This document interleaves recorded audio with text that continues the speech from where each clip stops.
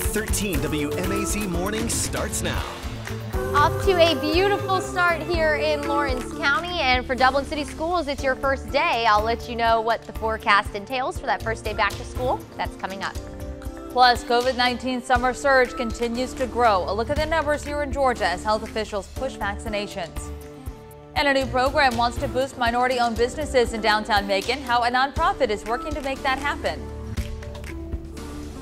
A lot of students are returning back to school face-to-face for the first time in a long time. In a few seconds, I'm going to tell you exactly what you can do to make your child's transition easier. Well, good morning. Look at that beautiful sky over Dublin this morning. It is 6:30 on this Thursday, August 4th. I'm Caitlin Heck.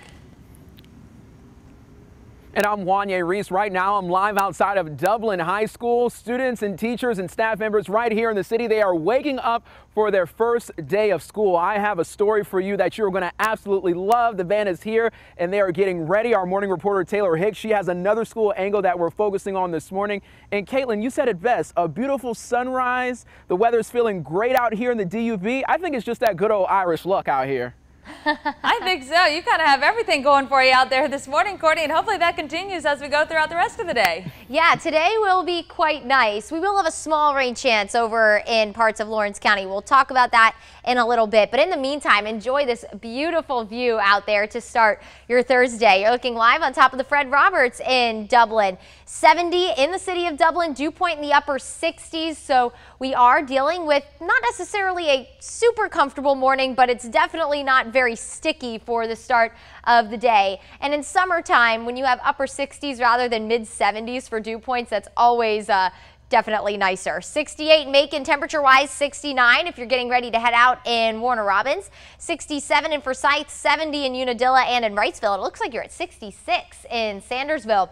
Dew points are in the upper 60s area wide, so again, this is more comfortable and more dry air than what we experienced earlier this week. And with those drier dew points, we are nice and dry out there. All the rain to our south, and that's where I think we're going to be focusing most for any kind of rain today. Will be south and east of Macon. I'll take you through that and talk about the end of the work week. That's all in just a few minutes. Thank you, Courtney. We start this morning with the latest on COVID-19. With kids back in school, it's one of the top concerns for many families. So we're keeping you up to speed about COVID-19 here in Georgia. The latest report from the Department of Health shows Georgia averages almost 3,300 new cases a day. That's compared to about 250 new cases a day back in June. It's also the fastest period of new growth since the pandemic started. About 14% of all tests are coming back positive, and patient numbers are up 139% in just the last 2 weeks. Almost all of them are unvaccinated. Now, according to data from the State Department of Health, more than 4 million Georgians are fully vaccinated. That's about 41% of the state's population. 5 million Georgians have at least one dose of a COVID vaccine. Across the country, CDC data shows over 165 million Americans fully vaccinated, which is slightly over half of the country's entire population. On to some state news. A second person sits in jail this morning in connection to the shooting death of 8-year-old Sequoia Turner. The Georgia Bureau of Investigation arrested Jerry and Amari McKinney. He faces several charges, including murder and gang charges. Someone shot and killed Turner last year on the 4th of July near the Wendy's, where an Atlanta police officer shot and killed Rayshard Brooks. Julian Conley also faces charges in connection to her death. And suspended Clayton County Sheriff Victor Hill goes before a judge at his arraignment today. According to new documents, Hill is accused of using unreasonable force against inmates. A federal grand jury indicted Hill back in April. Governor Brian Kemp later suspended him. And this morning, we are learning more about the Georgia man accused of killing a Pentagon police officer. The FBI in Washington says Austin Lands from Mackworth got off the bus at the Pentagon Tuesday and immediately attacked Officer George Gonzalez with a knife, killing him. Officials say Lands then took the officer's gun and killed himself. This all happened while Lands was out on bond in Cobb County for allegedly breaking into a neighbor's home and also attacking 2 deputies. He was released on July 18th. Well, you have another chance today to help Macon leaders come up with possible solutions to address the county's spike in violent crime. Commissioner Valerie Wynn will host the last Macon Violence Prevention or MVP Forum of the week. It's happening at Forest Hills United Methodist Church on Forest Hill Road and starts at 6:30. And today we expect to learn just how much trash got cleared out of neighborhoods across Macon during the county's community-wide cleanup last month.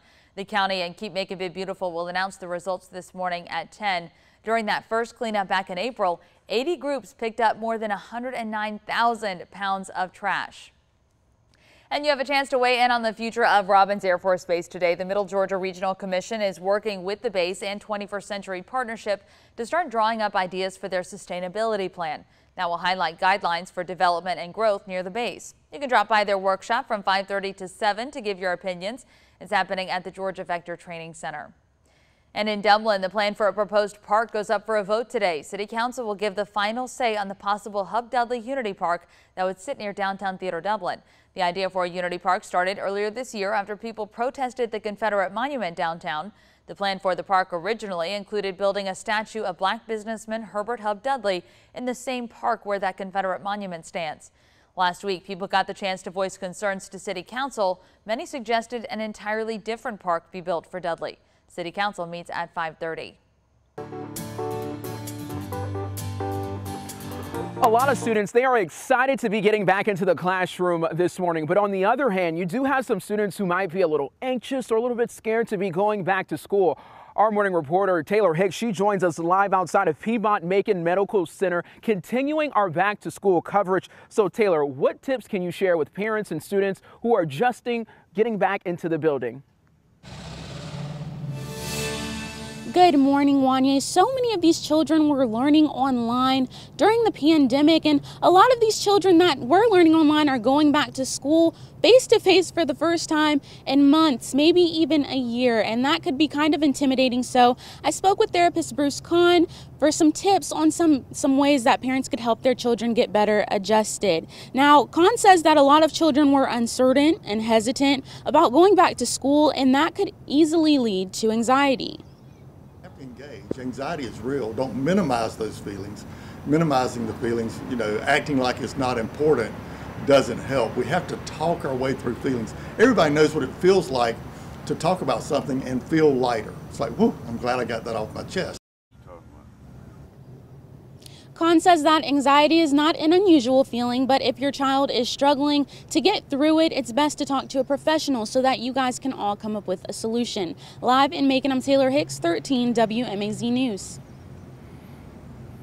Well, thank you, Taylor. Let's talk about some other tips that you can use to help you and your student to tackle that back to school anxiety. Number one, sticking to a daily routine that helps. Number two, listening to your child's worries and coming up with a solution that works the best for you both.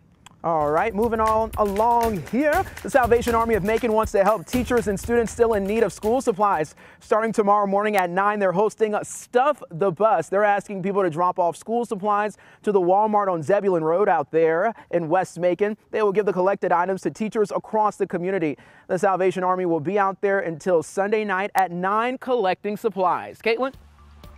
All right, thank you, Wanye. Well, Newtown Macon wants to bring more diversity to downtown through a new program. The nonprofit says there's a total of 160 businesses in downtown Macon. Only 18% of them are black owned. They hope funding from the Knight Foundation will change that. Newtown Macon will set aside about $1.5 million for loans and training for black and women owned businesses to open their doors downtown. Matera Drafts, owner of 2 lounges downtown, says there's always need for improvement. It makes me feel lucky that I even got into was able to be a part of that percentage, and it makes me try to encourage my peers and my friends and family to open up something downtown. That program's also part of Macon Action Plan 2.0, which looks at possible improvements for the downtown area. All right, time now 6:39. I don't think we could have any improvements for the forecast this morning. Wanye is really lucking out there in Dublin. He is, especially compared to earlier this week when both of you guys were out there. It was very, very muggy earlier this week. Yes, it was. Yes, and in true Central Georgia fashion, we are going to go right back into that tomorrow. And I know another group of students heads back for the first day tomorrow. We'll take you through all of it. For today, happy first day of school to all of you in Dublin City Schools. It is going to be a wonderful day. Now, it is going to be a little bit on the rainy side potentially for that ride home today, but for the most part, you should be dry. And like Caitlin said, the morning is really pleasant and it looks great out there. Look at this beautiful sunrise here in Perry on top of the fairgrounds is where you're looking. Happy Thursday, everyone. And yes, happy first day of school to all the faculty, teachers, and staff at Dublin City Schools. I hope you had a wonderful summer. Now it's time to kick off a school year, and thankfully we're kicking it off with some fairly nice weather. weather. 69 right now in the city of Perry. Dew points in the upper 60s. Our air is a little bit drier this morning. That's what's making it so nice and giving us that nice sunrise, or at least helping us to do so. High pressure is to thank for that. That's filtering in behind that stalled front that brought us all that muggy and very stormy weather at the beginning of the week. Notice some rain and storms down in South Georgia. Now, this front, unfortunately, is going to pay us another visit tomorrow, including this surface low that's riding along it. That is going to travel through the area and ultimately offer us a more widespread rain chance tomorrow and pick that humidity right back up. So as we go through the day today, where we'll primarily be focusing for maybe a stray shower or storm is going to be in our southern counties. I do think the high-res model, which is what you're looking at right now, is being a little aggressive on our rain chance today. But either way, if you are closer to that front, you have the opportunity for maybe a stray shower for the day today. And of course, Friday, we do look to be a little bit more rainy, not only for the afternoon, but also starting in the morning hours. So for those of you in Putnam, Washington, Bleckley, and Wheeler, summer ends tomorrow. First day back, and yes, you are going to need to bring the umbrella tomorrow.